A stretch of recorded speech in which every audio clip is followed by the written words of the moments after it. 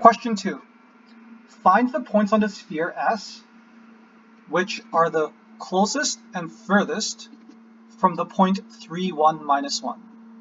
And there's a hint for us, which is to minimize and maximize the squared distance. So the distance to 3, 1, minus 1 can be expressed like this.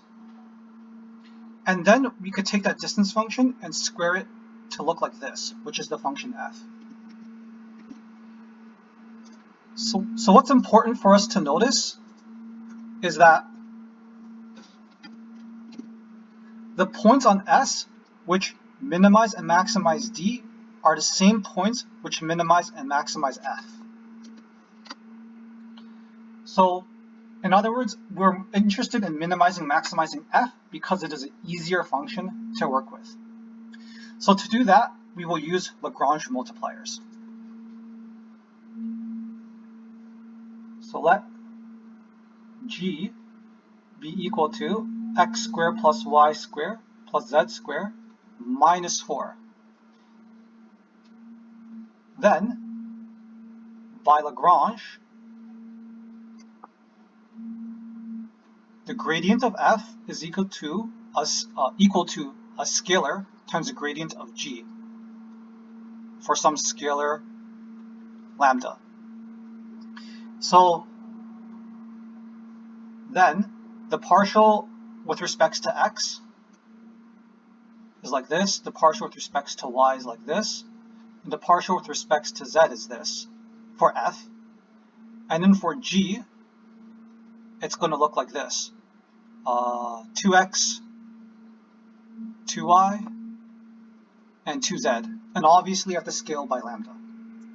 Then I have a fourth constraint, which is the fact that I'm on the sphere S. So the method of Lagrange gives us these four constraints. These four. Okay. So now we would like to re-express the constraints to make it useful to us. So let's re-express the constraints.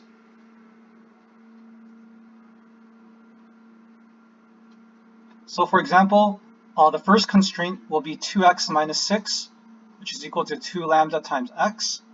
And if I move you around, I'm going to get 2x minus 2 lambda is equal to plus 6. And then I factor out by x. So 2 minus 2 lambda times x is equal to 6. And then I divide both sides by 2 minus 2 lambda. So x is equal to 3 over 1 minus lambda. So I re-expressed the first constraint. Now I could re-express the second constraint. So 2 times y minus 1 is equal to 2 lambda y.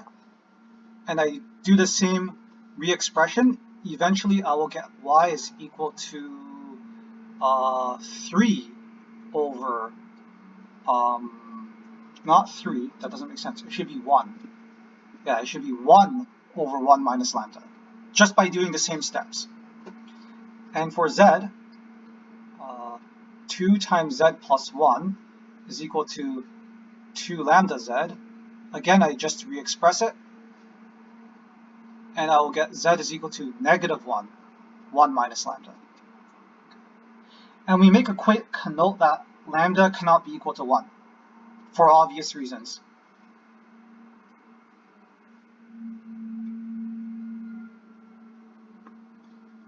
Because we don't want a denominator of 0.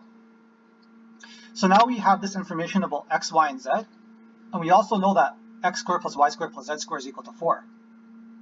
So let's make use of that. So x squared plus y squared plus z squared, x was 3 over 1 minus lambda, so that's 9 over 1 minus lambda squared. Y was 1 over 1 minus lambda, so you square it, and z is minus 1 of 1 over lambda, and again you square it. And we know this is equal to 4. So now let's again rearrange the terms. We will get 1 minus lambda. Let me move that to the left a little. So then 1 minus lambda squared will equal to 11 over 4. Okay. And then I would like to square root both sides.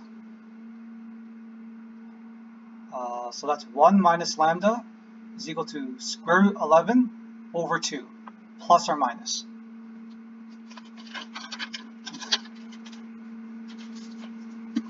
So then, from here, you get two cases for lambda. So we get lambda is equal to positive root 11 over 2 plus 1.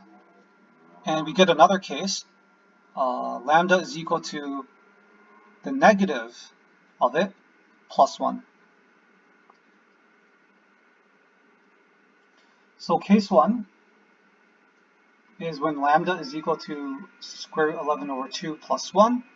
I could write that a little nicer. X is equal to, from before, 3 over 1 minus lambda. We know 1 minus lambda has to be plus or minus square root 11 over 2. So in this case, it's going to be, what would it be? Negative. It would be the negative of that. So it's going to be 3 over negative square root 11 over 2. And you simplify, you get 6 over square root 11. Negative 6 over square root 11. We do the same thing for y, which was like this. And we simplify. You'll get minus 2 over square root 11. And then we do the same thing for z.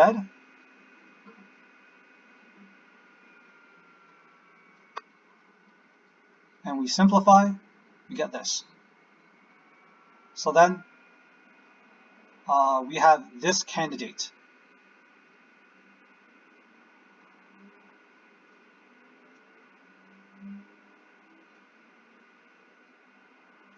That's case 1.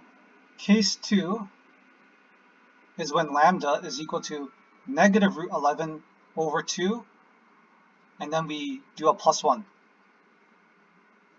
And then by the exact same work we saw above, x will just be equal to 6 over root 11.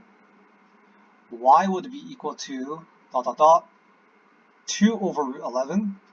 And z is now equal to dot dot dot negative 2 over root 11. So here,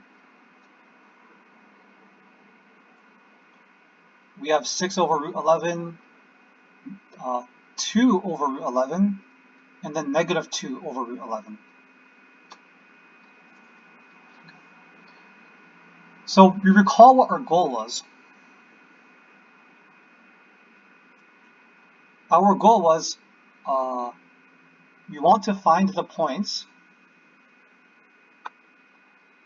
on the sphere S which are closest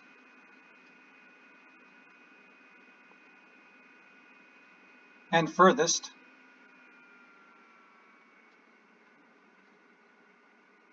from 3, 1, minus 1. By Lagrange multipliers, the candidates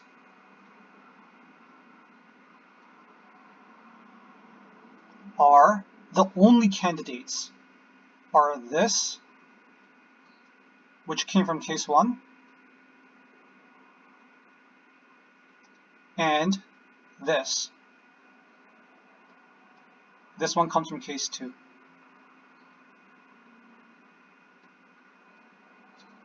So if we recall the diagram from above,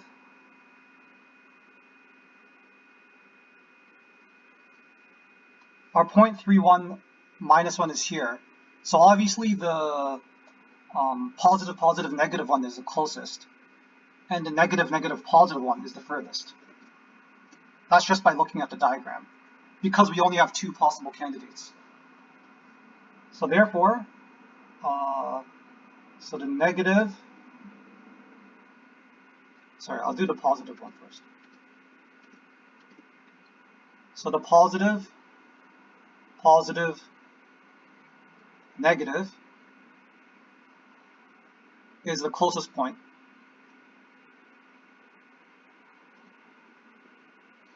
Or another way of saying is the point on S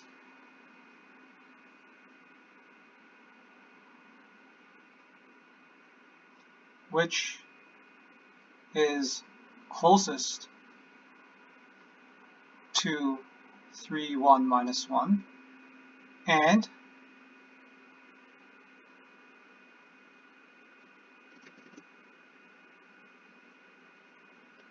this